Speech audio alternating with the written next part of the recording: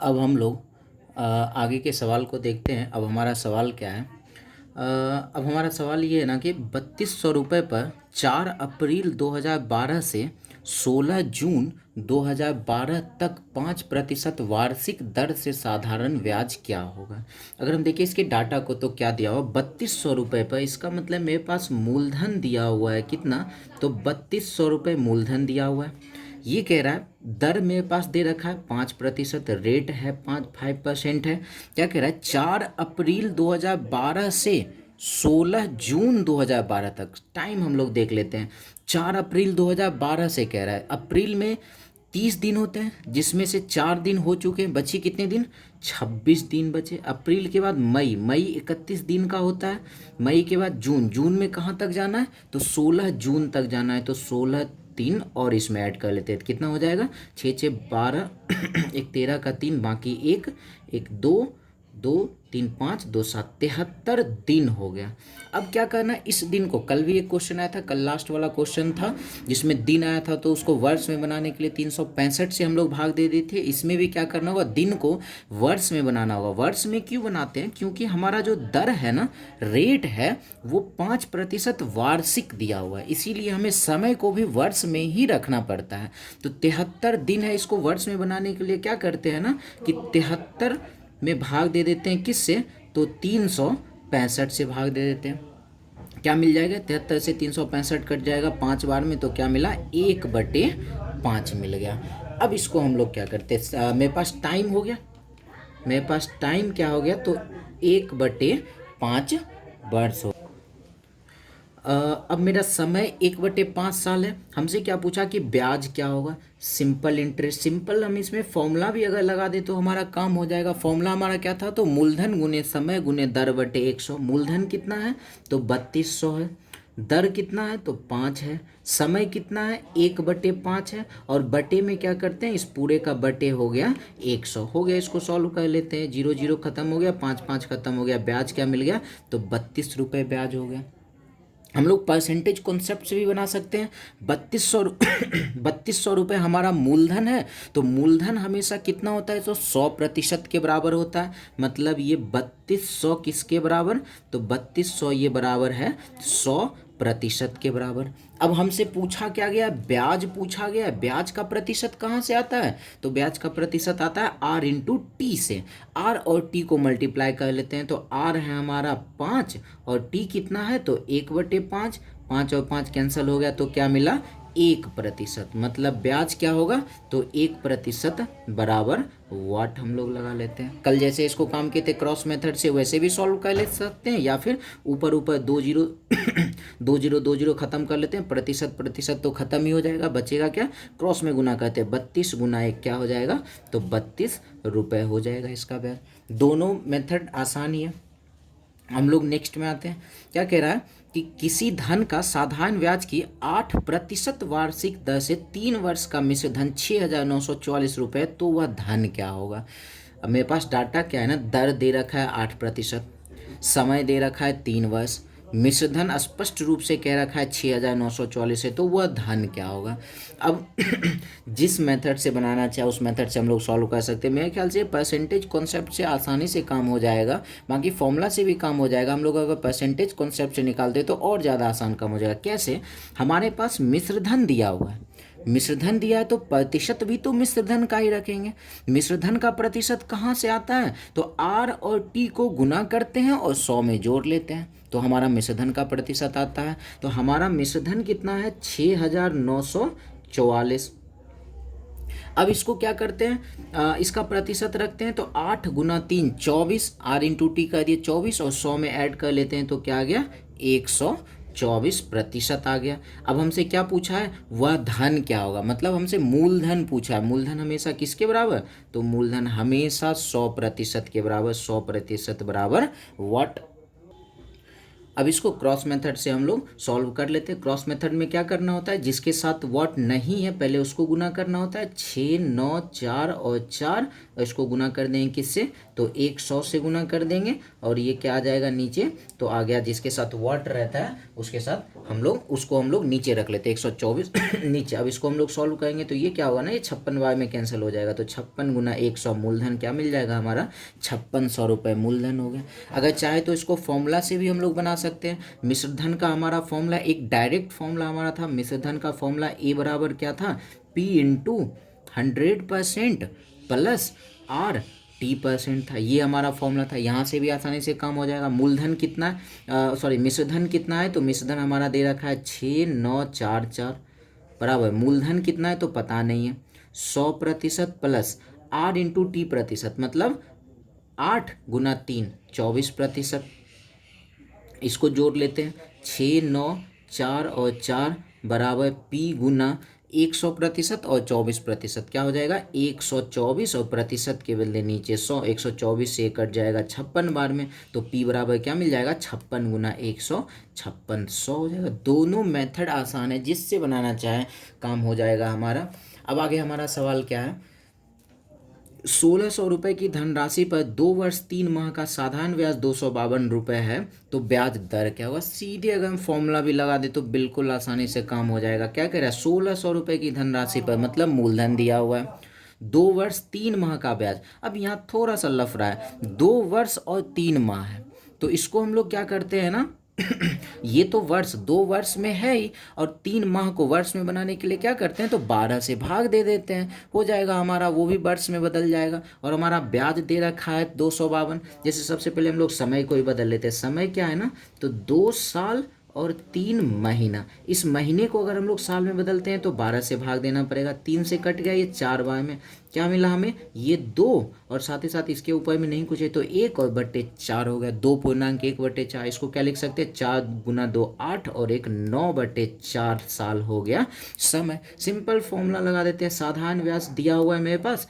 साधारण ब्याज 252 दिया हुआ है, तो साधारण ब्याज का ही फॉर्मूला लगा देते हैं। साधारण ब्याज बराबर मूलधन गुने समय गुने दर बटे 100। साधारण ब्याज कितना है, तो 252 है, और हमारा मूलधन कितना है, तो 1600 दिया हुआ है। समय कितना है, तो 9/4 दिया हुआ है। दर कितना है, तो हमसे पूछा ही जा रहा है दर, और बटे कर लेते हैं 100। हो गया, इसको सॉल्व करते हैं 2 0 2 0 खत्म, 16 से 16 ये कट गया 4 बार में, और 4 से हम लोग इसको कैंसिल करते हैं, 6 चौके 24, 1 हो गया 63 बार में, 9 से 63 कट जाएगा 7 बार में। रेट कितना मिल गया, 7%। बिल्कुल आसानी से काम हो गया।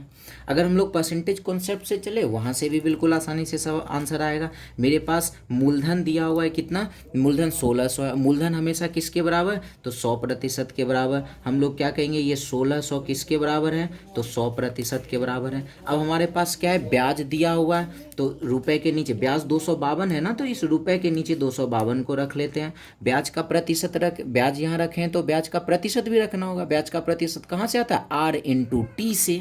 तो R हमारा कितना है पता नहीं, लेकिन T कितना है, तो 9/4 है। यहाँ से फिर से क्रॉस मेथड से काम कर लेते हैं। जैसे पहले वाट के साथ जो रहता था उसको ऊपर रखते थे, तो वाट के साथ जो रहता था उसको नीचे रखते थे, वही काम यहाँ भी करना। R के साथ जो नहीं है पहले उसको लिख लेते हैं। R के साथ क्या नहीं है, ये दोनों को हम लोग ऊपर रखते हैं, तो 252 गुना 100, और जो R के साथ है क्रॉस में उसको नीचे रख लेते हैं। R के साथ क्या है, तो ये 1600, और साथ ही साथ क्या है, तो 9, और ये जो बटे 4 हम लोग लिखेंगे ना, ये 4 कहाँ चला जाता है, तो ऊपर चला जाता है, तो इसको हम लोग डायरेक्ट ऊपर ही लिख लेते हैं। अब ये 0 0 कैंसिल हो गया, 16 से ये 4 कैंसिल हो गया, 4 से 252 63 बार में, 9 से कट गया 7 बार में, तो हमारा रेट क्या मिल गया, तो 7% रेट मिल गया।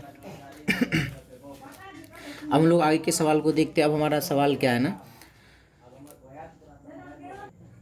अब हमारा सवाल क्या है, एक आदमी ने साधारण ब्याज पर 12% वार्षिक दर से ऋण लिया।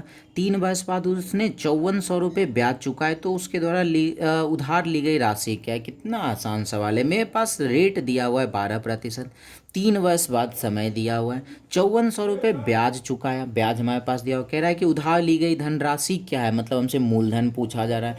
जो मेथड लगाना हो, दोनों मेथड आसान है। अगर हम लोग ब्याज अगर फॉर्मूला से निकालें तो हमारे पास ब्याज 5400 दिया हुआ है, तो हम लोग ब्याज का ही फॉर्मूला लगाते हैं। ब्याज का फॉर्मूला क्या होता है, तो P into R into T by 100 होता है। ब्याज कितना है, तो 5400 है, तो ब्याज की जगह पे हम लोग 5400 रख देते हैं। मूलधन कितना है तो पता नहीं है, रेट कितना है तो 12 है, समय कितना है तो 3 है, और ये बटे कर दिए 100।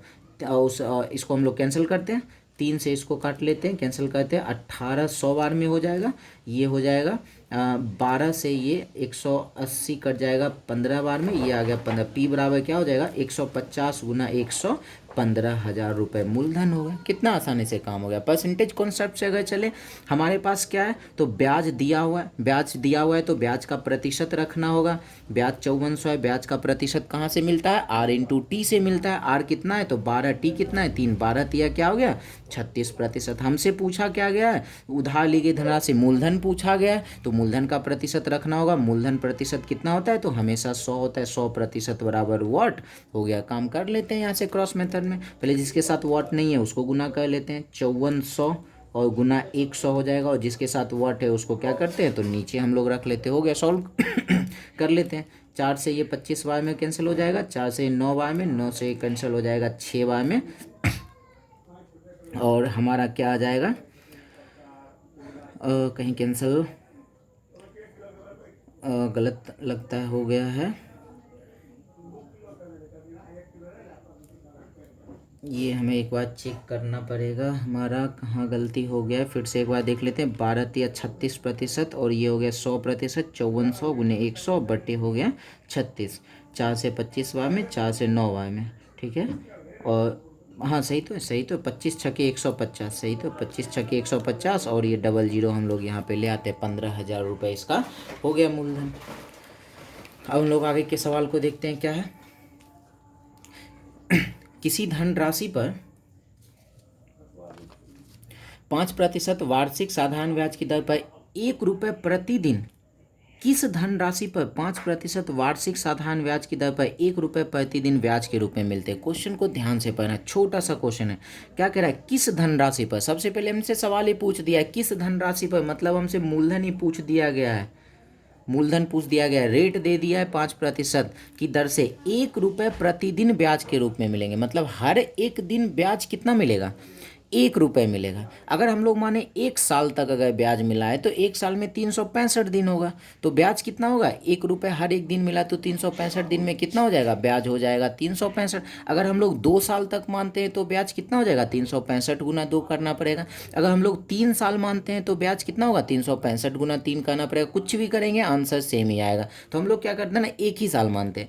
1 साल तक अगर हर एक दिन 1-1 रुपये मिला तो ब्याज कितना मिल गया, ब्याज मिल गया कितना, तो 365 रुपये। तो समय कितना लेना पड़ेगा, समय लेना पड़ेगा 1 साल। अगर हम लोग समय 2 साल लेते हैं तो यहाँ 365 गुना 2 करना पड़ जाएगा। समय 3 साल लेते हैं तो 365 गुना 3 करना पड़ जाएगा। हम लोग इसको सॉल्व कर लेते हैं। मेरे पास ब्याज दिया हुआ है 365, तो ब्याज का प्रतिशत कहाँ से आएगा, ब्याज का प्रतिशत आएगा आर इंटू टी से। आर है 5 और टी है 1, 5 गुना 1 क्या हो गया, तो 5%।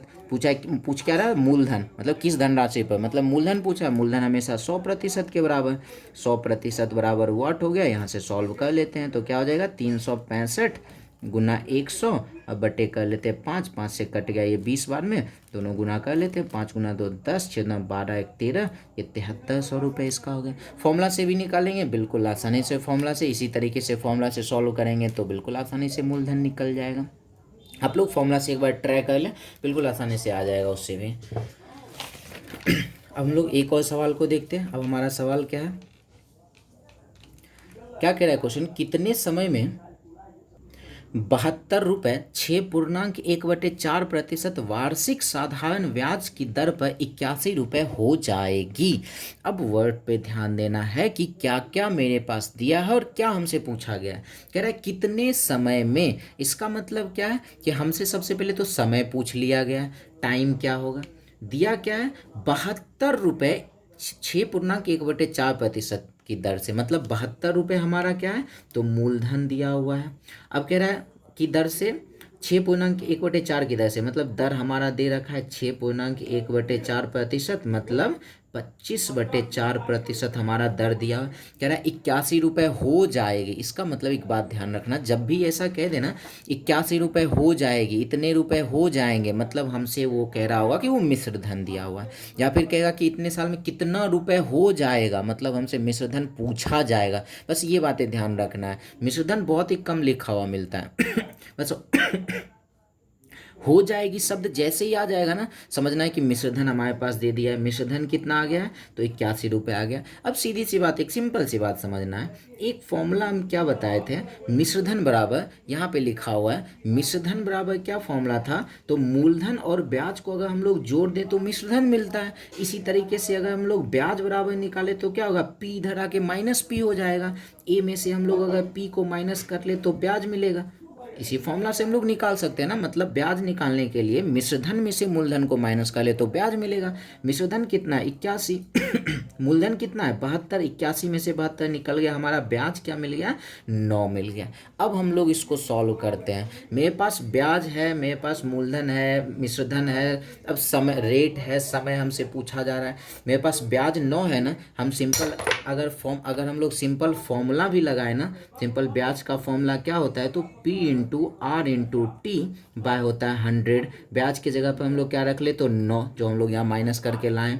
पी की जगह पे क्या रख ले, पी हमारा दिया हुआ है कितना, तो 72 दिया हुआ है। रेट कितना है, तो 25/4 है। और समय मेरे पास पता नहीं है, और बटे हम लोग कर लेते हैं 100। हो गया, इसको सॉल्व कर लेते हैं, काम हो जाएगा। 25 चौके हो गया 100, 9 अठे हो गया 72, 4 से 8 दो बार में, 2 से 4 कट गया 2 बार में, समय क्या मिल गया, तो 2 साल हमारा समय मिल गया। फॉर्मूला से भी आसानी से काम हो गया। अगर हम लोग परसेंटेज कॉन्सेप्ट लगाएं तो वहाँ से भी काम हो जाएगा।